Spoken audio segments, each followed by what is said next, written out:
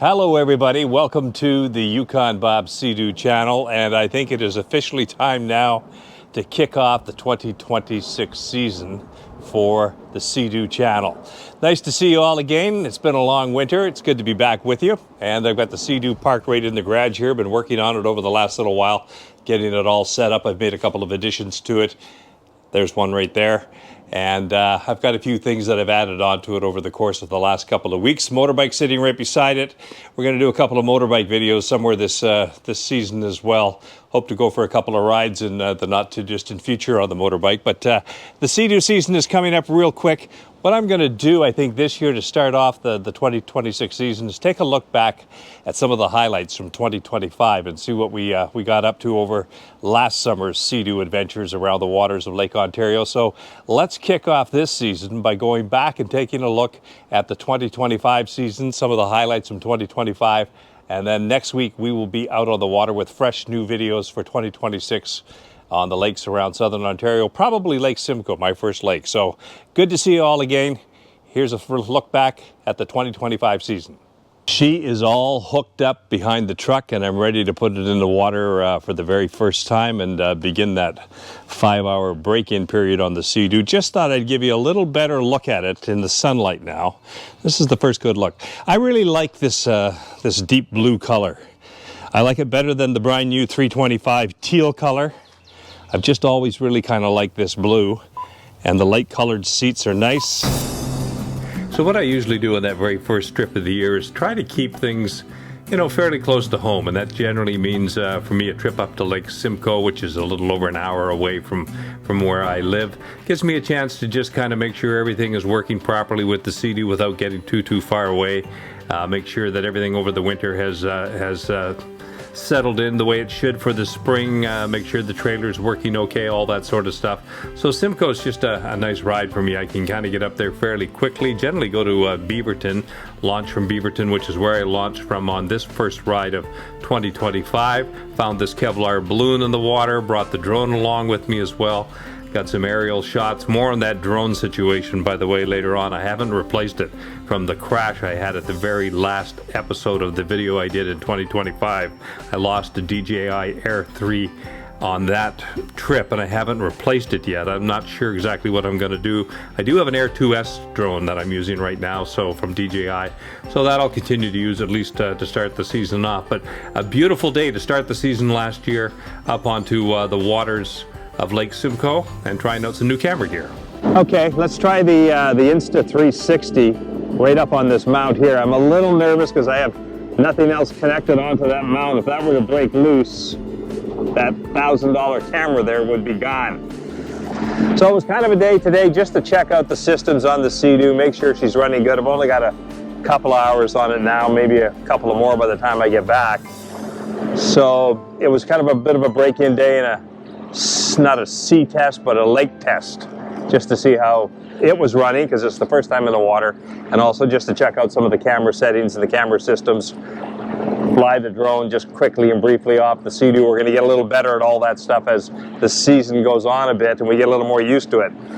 Well, let's give it a try. Let's see what we get. So Lake Ontario, which is also close to me, I think was the next trip I did after the Lake Simcoe run. Did this trip, I think, on June 2nd last year, and it was cold out there. That temperature of the water was just above freezing. The ice hadn't been off very long. It's one of those trips where you do not want to fall into the water because you will not last long when the water is that cold. And it was a bit bouncy all the way out to the city, but the views were worth it.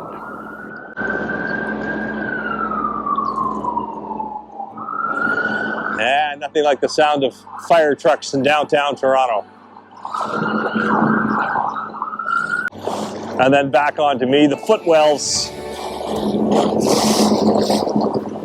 have got water in them.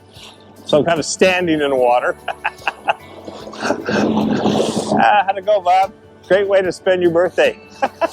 It's an adventure today. An adventure out on Lake Ontario.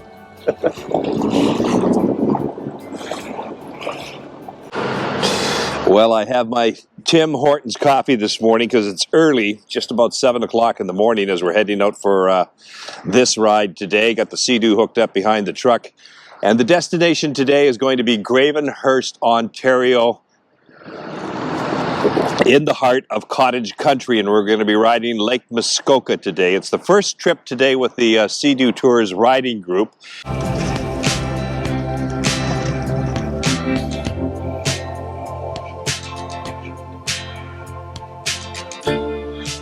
Oh, good morning, Peter.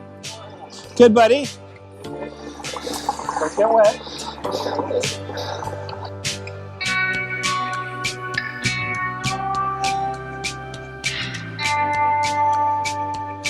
Greg's the only guy I know who can go out and Seadoo all day and doesn't even get his ankles wet. I don't know how he does it. My feet are always kind of wet. It depends on who goes by him, Bob. Well, if I soak them, I know that I'm going to get it back, so I don't try to do that. The bigger Lake Muskoka just out here. They've got a 9-kilometer max speed limit coming through here. So we are 4 today. Andrew, Greg, Peter, and myself. So it's the first ride of the 2025 year for the Seadoo Tours riding group. So take a look at the water levels here in Bala last year. They're not all that extraordinary. I've seen pictures this year of the water flow coming through that little bit of a bridge right there, and it is just ripping through there. The snowpack this year has been so high that all of the lakes around Ontario are just full of water. Georgian Bay should also be pretty high as well, as a lot of that water eventually winds up into Georgian Bay. Thank you. Well, pretty much anytime we're riding on Lake Muskoka, that means that we are having lunch at Turtle Jack's between Lake Rosso and Muskoka. Okay, so that is lunch at Turtle Jack's. I'm going to leave the guys just a few minutes early, go down to the machine, change a couple of batteries, get a few things ready, because when they come down, they're going to want to go, so I'll come down just a couple minutes early and do a few things. Just left some cash on the bar. Hopefully that's enough. It's good food there, but that's an expensive restaurant. But it's Muskoka. It's on the water. You know, everything there's a hamburger's $30. A beer is $10, $11, that sort of stuff. Anyway, not complaining. It's just what it is. This is the setup that I use for camping. I've got an Ortlieb bag here that I keep all my tent, sleeping bag, pillow, all of the sort of sleeping bag stuff that I use for the tent, the ground tarp and all of that is in this Ortlieb bag. And it sits really nice right on the back here. It's strapped down with just a couple of these rock straps. I just find a place to hook them into some of the little holes that are in the back deck here.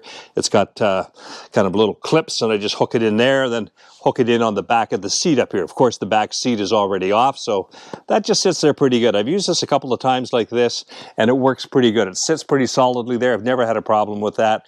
If you weren't taking as much stuff as I've got configured right now, say you didn't have the cooler, you could turn this bag lengthways, and it would be even more stable on there, but this seems to work. With the back seat off, it just seems to sit there really nice. Then the cooler here, I've got it facing frontwards so that I can access it from sitting on the seat on the Seadoo. Then on the back here, I've got just this little travel case back here. What I can also do, if I want, is I can put the gas can back here. That, what is it, 17-liter gas can? I can put that on the back here, and then this will fit on top of the link system on top of the gas can, and it can sit on top. I've got a couple of these bags. These are just bags I ordered off of Amazon from a company called, Earth Pack. One's a 20-liter. I've got another one exactly the same color. That's a 30-liter. And I just clip those right onto the seat here. You just twist them over. They're completely waterproof, and I clip them onto the seat. The only issue with this is that if the gunnel fills up with water a bit, and you gun it and you want to shoot the water out, this is sitting right down on the bottom, and it doesn't really allow the water to shoot out. So just got to be conscious of that is kind of getting in the way of the water being able to shoot right out of the back of the Seadoo.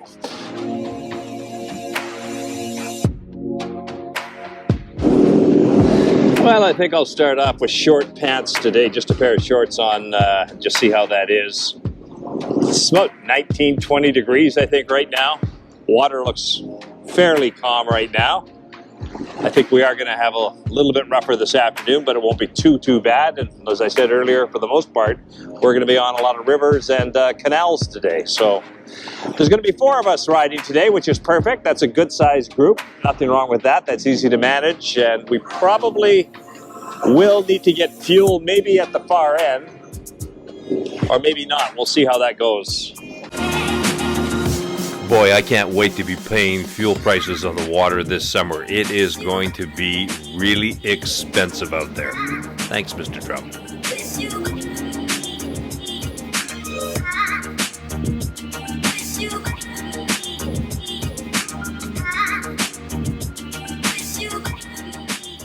This is a ride we generally do maybe once or twice a year. It's kind of a combination of lakes and the Trent-Severn waterway. We go from Point Lauderdale, launch into the water there on the lake, and then we go all the way across country and wind up at Port Severn. Usually have lunch down at Port Severn. It's a great ride, nice way to spend the day.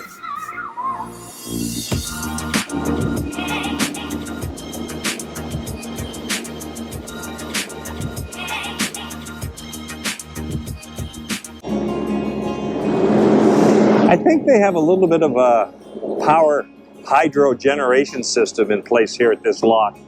Or do they? Yeah, they do. There's a bit of a dam kind of right over there, and I think they generate some hydroelectricity here. It's also one of the more isolated locks on the Trent-Severn waterway system.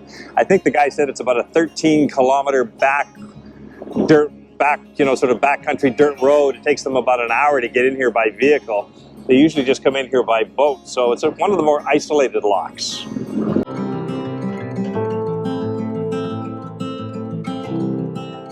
Actually, there's 2 locks on this trip that we do. The Swift Rapids lock that I just showed you, and then there's this really unique lock. It's called the Big Chute Marine Railway Lock. I've showed this in quite a few videos.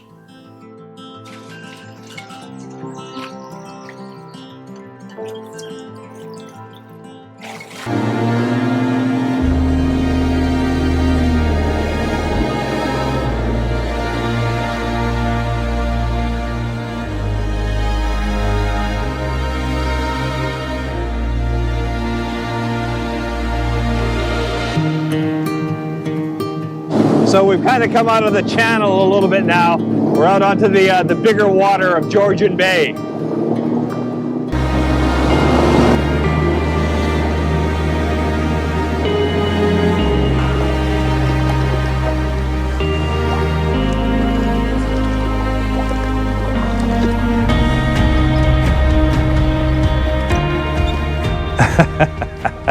It's going to be a little tight for 5 machines. 4 is perfect. 5's a little snug, but I think Andrew's made a little room. We were talking about leaving you behind. Well, who's going to make the video?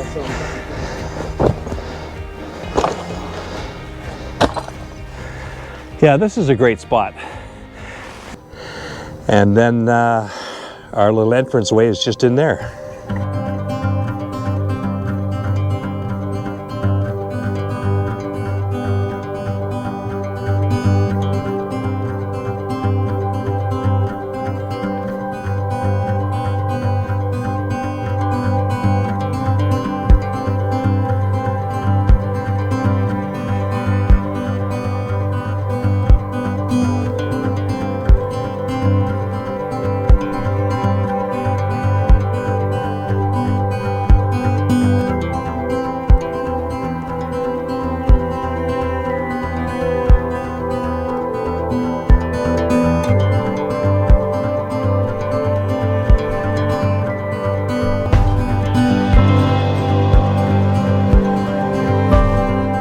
So this is the tent setup for tonight. We've got 5 tents. 1, 2, 3, 4, 5, 6.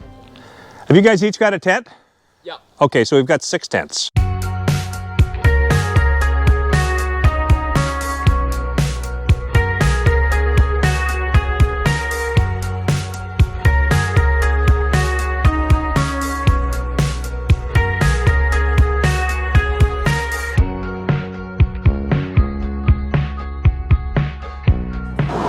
Okay, I have arrived. A little longer than I thought. It took 5.5 hours to get here, so it was quite a long drive, but everything seems to have made it okay. This is the town of Spanish.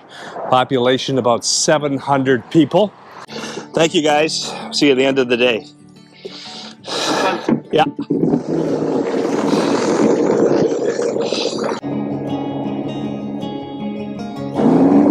Still some swells out here from the blowing action from yesterday. The water on the surface is calm, but there are some swells.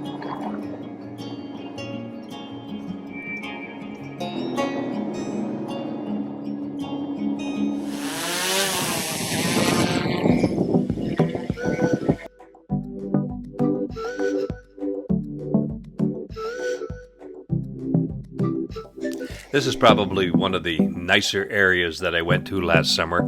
It's an area I love a lot. It's the North Channel. It's at the top end of Georgian Bay, kind of between the mainland and Manitoulin Island. There's just some beautiful countryside up through this expanse of water, and I always enjoy kind of getting out there and making a trip at least once a summer if I can to this remote area.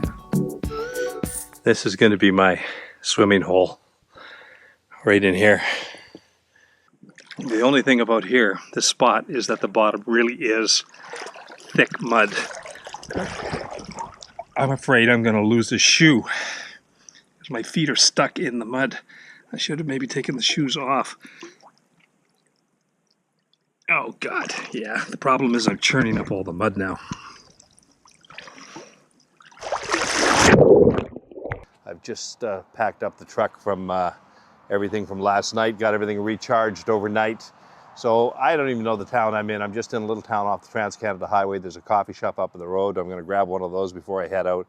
And then we're gonna get this baby in the water at a place called McGregor's Landing. Quite often I enjoy doing solo trips, and I did a couple of those last season in 2025 as well. One was up in the North Channel area out of the town of Spanish, and I traveled between sort of Manitoulin Island and the mainland, and spent a day out there, or a couple of days maybe I think it was, and then I did another trip in that area over towards Killarney, and I did this area called Bay Fin, which is a beautiful area up in the Georgian Bay area. It's a trip that you guys are going to want to make at some point in your trip on a Seadoo. Just had a great time doing these solo trips all by myself.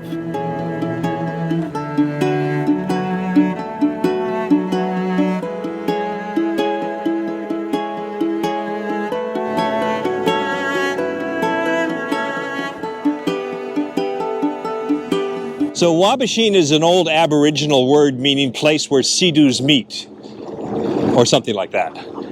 This is the place where we have come a number of times to launch from, and it's right at the bottom of Georgian Bay, so you can't get too much lower in Georgian Bay than where we are right now. I think these blue ones are just attracted to one another. Oh, you have a handrail there. You have a grip. We don't have those. That's kind of nice. Now don't suck up any more weed, Scott. Thank you. What, are you going in sideways or what? Yeah. Wow, Andrew, where's our chairs? I thought you were going to bring them. Not mine. Where's yours? Well, you brought the bench. You brought the picnic table. I brought a chair. Perfect. You brought your chair, Greg.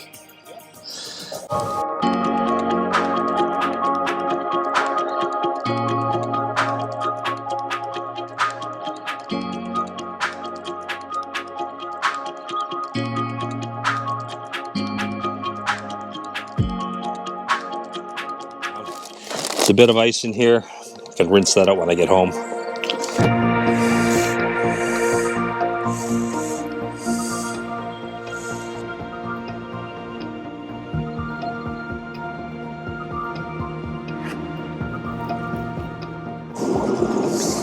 There is a rattlesnake that gets its name from this provincial park. It's called the Massasauga Rattler.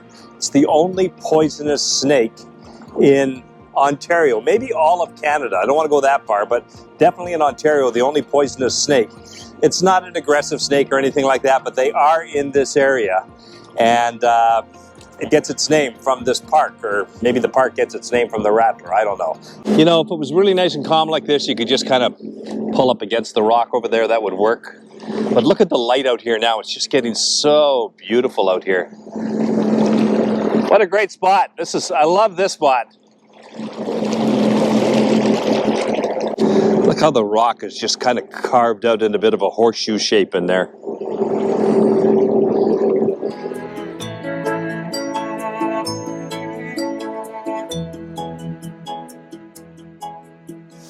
Well, guys, I'm going to wrap up this Yukon Bob video right here at the very end of Go Home Bay. Some of you guys may remember some of those videos and some of those locations from adventures we did last summer. The new season starts next week with fresh videos from the waters of southern Ontario. Lake Simcoe, I think, is going to be the first stop next week. So we will see you guys out on the water next week on Lake Simcoe. Thanks for tuning into this one. I hope you enjoyed some of those video clips. Some of them you may have seen, and for others of you, those may all be new. So we'll see you next week. Take care on the water. Bye for now.